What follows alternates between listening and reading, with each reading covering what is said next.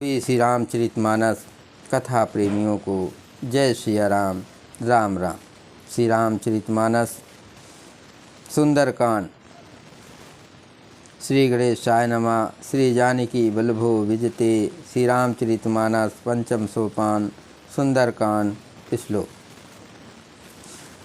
शांतं सशाक्त प्रेमे घनं निर्वाण शांतिप्रदं ब्रह्मा शंभु फलनिर्देश व्यनिशं वेदांत वेदं विभं रामाख्यं जगदीश्वरं सुरगुरुं माया मनुष्यं हरि वन्देऽहं करुणाकरं रघुवरं भूपालचूड़ामणिं।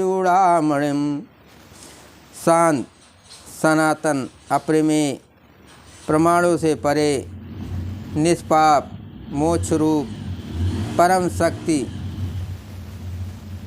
परम शांति देने वाले ब्रह्मा शंभु और शेष जी से निरंतर सेवित, वेदांत के द्वारा जानने योग, सर्वव्यापक, देवताओं में सबसे बड़े, माया से मनुष्य रूप में दिखने वाले, समस्त पापों को हरने वाले, करुणा की खान, रघुकुल के शेष तथा राजाओं के शिरोमणि राम कहलाने वाले जगदीश्वर की मैं वंदना करता हूँ।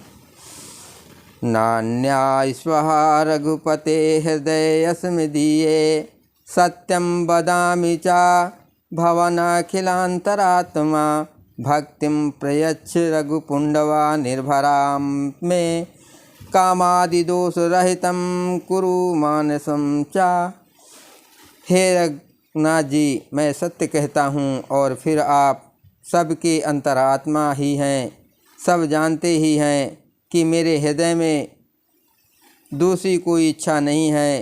हे रघुवंशेष, मुझे अपनी निर्भरा पूर्ण शक्ति दीजिए और मेरे मन को काम आदि दोषों से रहित कीजिए। अतुलित बलधामं हेम शैलाभदेहं धनुज वन किसानुं ज्ञानिनागणायं सकल गुण निधानं वानरायामधीशं रघुपति प्रिय भक्तं बात जातं नमामि। अतुल बल के धाम, सोने के पर्वत सुमेर के समान कांतियुक्त शरीर वाले दैत्य रूपी वन को ध्वस्त करने के लिए अग्नि रूप, ज्ञानियों में अगण्य, संपूर्ण गुणों के निधान, वानरों के स्वामी श्री रघुनाथ जी के प्रिय भक्त पवन पुत्र श्री हनुमान जी को मैं प्रणाम करता हूँ। जामवंत के बचन सुहाए सुनि हनुमंत हृदय अति भाए तब लगी मोहि परख्यो तुम भाए सही दुख कंद मूल फल खाए।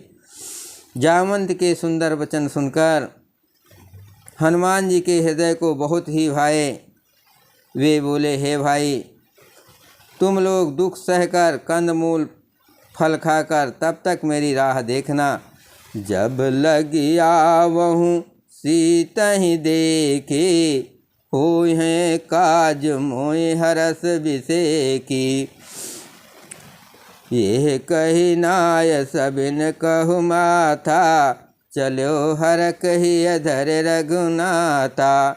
जब तक मैं सीता जी को देख कर लौट ना आऊँ, काम अवश्य होगा, क्योंकि मुझे बहुत ही हर्ष हो रहा है।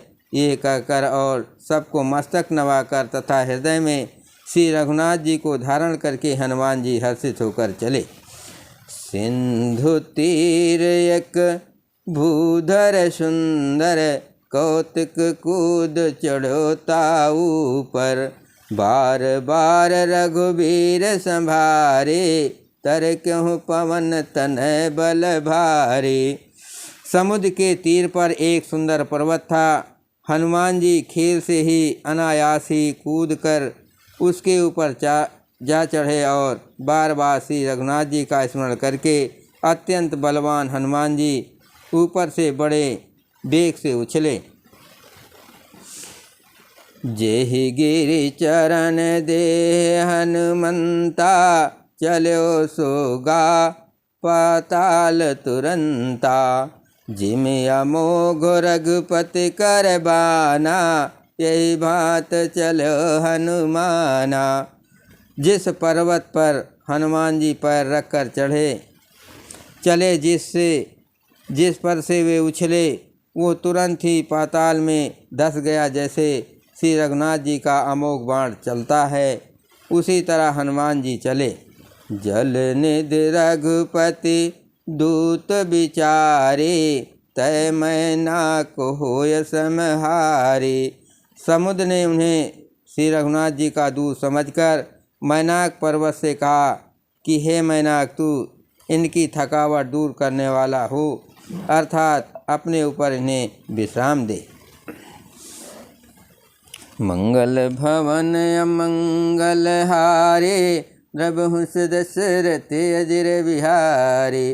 राम सिया राम जय जय राम, हनुमान ते परसा कर पुनि कीन प्रणाम। राम काज कीने बिन मोय कहाँ विश्राम। हनुमान जी ने उसे हाथ से छू दिया, फिर प्रणाम करके कहा, भाई श्री रामचंद्र जी का काम किए बिना मुझे विश्राम कहाँ।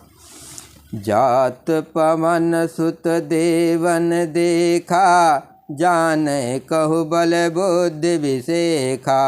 सुरसा नाम यहिन कह माता, पठन आय कहे ते बाता। देवताओं ने पवनपुत्र हनुमान जी को जाते हुए देखा।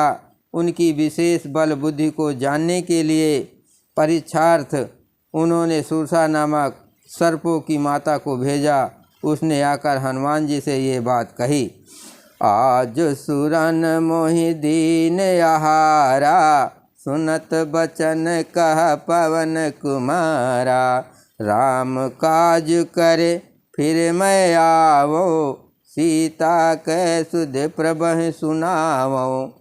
आज देवताओं ने मुझे भोजन दिया है। ये वचन सुनकर पवन कुमार हनुमान जी ने कहा, श्री राम जी का कार्य करके मैं लौट आऊँ और सीता जी की खबर प्रभु को सुना दूँ। तब तव बदन पैठूँ भाई आई, सत्य कहो मोहि जान दे माई। तब तो बदन पैठूँ आए, सत्य कहो मोहि जान दे माई। कौनहु जतन देह नहीं जाना, ग्रसहि न मोह कहो हनुमाना। तब मैं आकर तुम्हारे मुँह में घुस जाऊँगा, तुम मुझे खा लेना। हे माता, मैं सत्य कहता हूँ, अभी मुझे जाने दे। जब किसी भी उपाय से उसने जाने नहीं दिया, तब हनुमान जी ने कहा, तो फिर मुझे खा ना ले। जो जन भरते ही बदन पसारा, कपितन कीन दुगुन विस्तारा। सोरा जो जन मुख ते अठायो, तुरंत पवन सुत बात सभायो। उसने योजन भर 4 कोस में मुंह फैलाया। तब हनुमान जी ने अपने शरीर को उससे दूना बढ़ा लिया। उसने 16 योजन का मुख किया। हनुमान जी तुरंत ही 32 योजन के हो गए। जस जस सुरसा बदन बढ़ावा, तास दून कपि रूप दिखावा। सत जो जन तेहि आनन कीना, अति लघु रूप पवन सुत की लीना। जैसे जैसे सुरसा मुख का विस्तार बढ़ाती थी, हनुमान जी उनका दूना रूप दिखलाते थे। उसने 100 योजन 400 कोस का मुख किया। तब हनुमान जी ने बहुत ही छोटा रूप धारण कर लिया।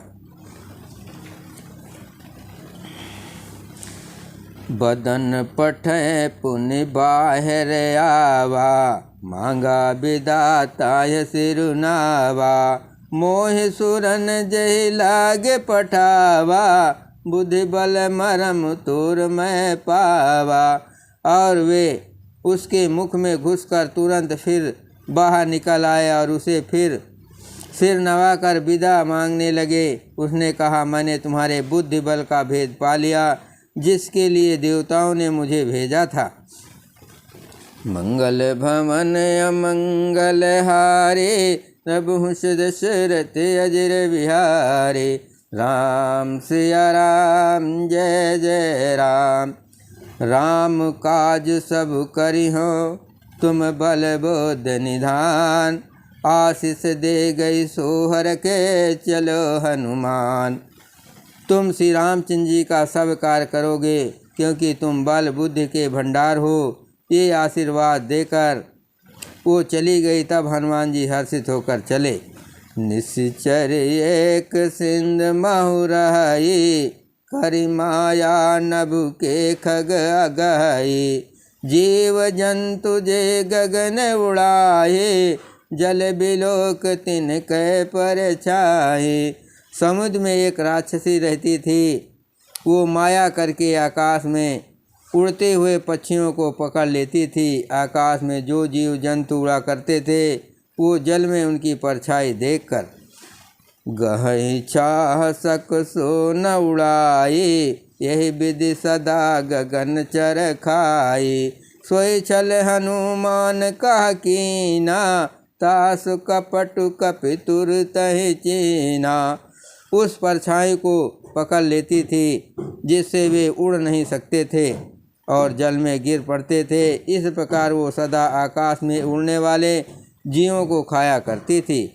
उसने वही छल हनुमान जी से भी किया। हनुमान जी ने तुरंत ही उसका कपट पहचान लिया। ताहि मारे मारुत सुत बीरा, बारिद पार गयो मति धीरा। तहाँ जाय देखी बन शोभा, गुंजत चंचरीक मधुलोभा। पवन पुत्र धीर बुद्धि और श्री हनुमान जी उसको मारकर समुद्र के पार गए। वहाँ जाकर उन्होंने वन की शोभा देखी। मधु पुष्प रस के लोभ से भौरे गुंजार कर रहे थे। नाना तरु फल फूल सुहाए, खग मग बंद देख मन भाए। शैल विशाल देखे के आगे, ता पर धाय चढ़ो भय त्यागे। अनेकों प्रकार के वृक्ष फल फूल से शोभित हैं। पक्षी और पशुओं के समूह को देखकर तो वे मन में बहुत ही प्रसन्न हुए।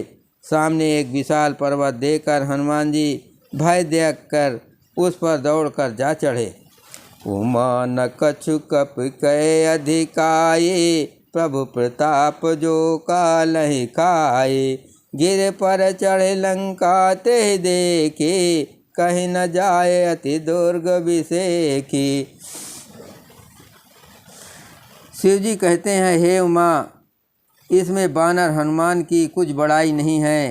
ये प्रभु का प्रताप है जो काल को भी खा जाता है। पर्वत पर चढ़कर उन्होंने लंका देखी। बहुत ही बड़ा किला है, कुछ कहा नहीं जाता। अति उतंग जल निध जहु पासा, अति उतंग जल निध चहु पासा। कनक कोट कर परम प्रकाशा। ये अत्यंत ऊंचा है, उसके चारों ओर समुद्र है। सोने के परकोटे चार दीवारी का परम प्रकाश हो रहा है। मंगल भवन अमंगल हारे, रघुवंश दशरथ अजर बिहारे। राम सिया राम जय जय राम। कनक कोट विचित्र मनिकत सुंदर यतना घना। चहुट हट सुबट भीति चारपुर बहुविधि बना। गज बाज खच्चर निकर पद चर रथ बारूतन को गने। बहुरूप निश्चर जूत अति बल सेन बरनत नहीं बने। विचित्र मणियों से जड़ा हुआ सोने का परकोटा है। उसके अंदर बहुत से सुंदर सुंदर घर हैं। चौराहे, बाजार, सुंदर मार्ग और गलियां हैं। सुंदर नगर बहुत प्रकार से सजा हुआ है। हाथी, घोड़े, खच्चरों के समूह तथा पैदल और रथों के समूहों को कौन गिन सकता है। अनेकों प्रकार के राक्षसों के दल हैं। उनकी अत्यंत बलवती सेना वर्णन करते नहीं बनती। बन बाग उपवन बाटिका सरकूप बापी सोए। नर नाग सुर गंधर्व कन्या रूप मुनि मन मोहे। कहु माल देह विशाल शैल समान अति बल गरजय। नाना खेरन भी रहे बहुविध एक एकन तरजय। वन बाग उपवन बगीचे फुलवारी तालाब कुएं और बावलियाँ सुशोभित है। मनुष्य नाग देवताओं और गंधर्वों की कन्याएं अपने सौंदर्य से मुनियों के भी मनों को मोह लेती हैं। कहीं पर्वत के समान विशाल शरीर वाले बड़े ही बलवान मल्ल पहलवान गरज रहे हैं। अनेकों अखाड़ों में बहुत प्रकार से भिड़ते और एक दूसरे को ललकारते हैं। करि जतन भट कोटिन बिकट तन नगर चहु दिस रक्षहि। कहु महिष मानुष देन खर यज खल निशाचर भाचय। यही लाग तुलसीदास इनकी कथा कछु एक है कही। रघुबीर सर तीरथ शरीरन त्याग गति पई सही।